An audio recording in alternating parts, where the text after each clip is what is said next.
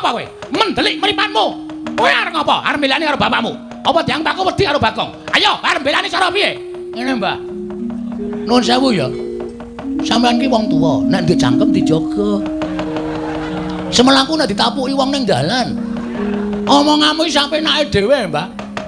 Ora nganggo petungan, ora nganggo pikiran. Awal pertama sampean teko wis ngece omahe bapak. Bapak ki wong kere, omahe ya wis pantes kaya ngene iki, mula ya kuwate ming tuku lincah, mbayahe semen. Wong ki aja sok ngembe karo wong liya. Kowe sugih ki mbiyen ra diparingi karo Prabu Duryudana. Ha ya. Kowe saiki iso nganggo sandangan sarwa nganggo prada mas ngono ki ta? Mergo kowe diparingi karo Ratu Ngastina. Ning kowe kelingan mikir jaman semono, aja sombong. Ning ngelingono karo jaman dok nalika kowe ngrekoso gendong Swatama, kowe mbarang nang prapatan. Kowe ora dikukup karo wong Ngastina, kowe seprene iki dadi kere, Dur. Wus. Jangkar karo aku, jangkar ora kuwalat tuwa aku mbangane kowe.